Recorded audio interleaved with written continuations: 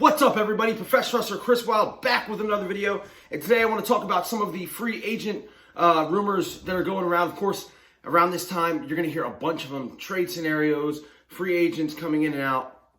But today I want to talk about a couple of Cowboys.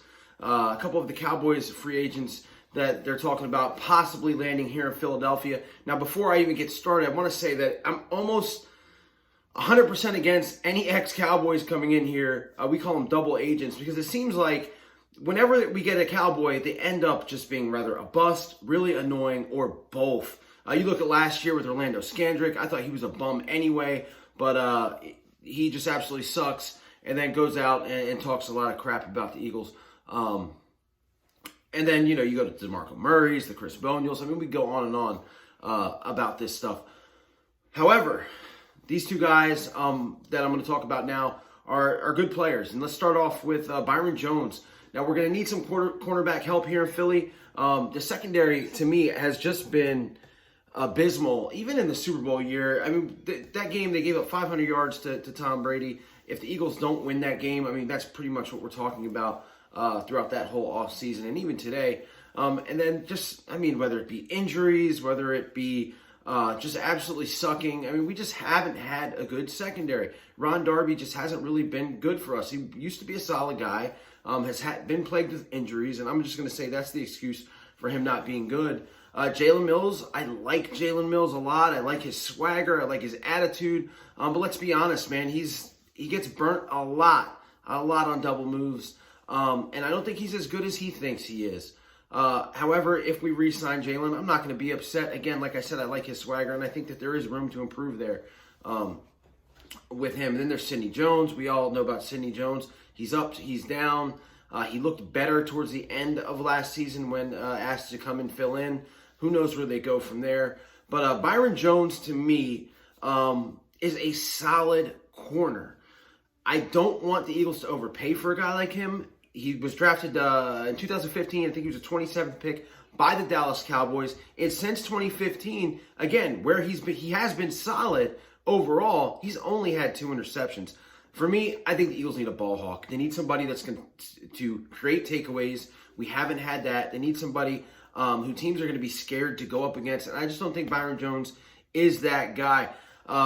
Let's go to Amari Cooper. Amari Cooper, his talent is out of this world. Let's be honest. He made such a difference for that Dallas Cowboys team in 2018 that kind of put them over the top. Now, the Eagles did try to get him via trade. They offered a second round to the Oakland Raiders, and the Dallas Cowboys offered a first-round pick. Obviously, the first-round pick did it.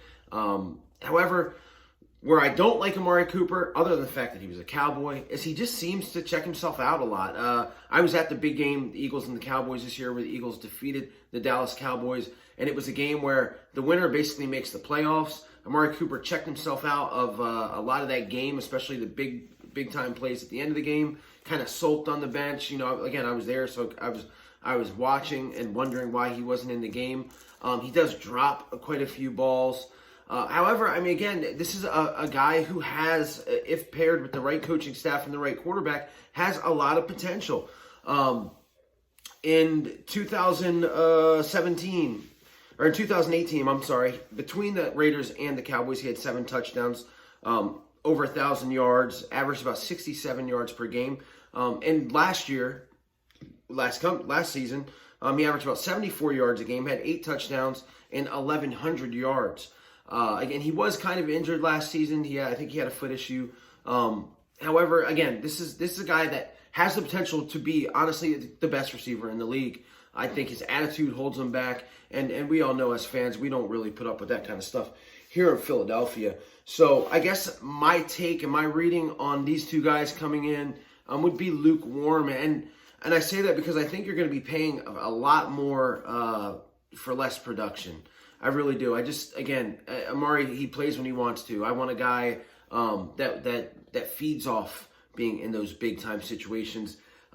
I know he's not a name that people like around here that much, but I look at T.O. in that one year, that 2004 season.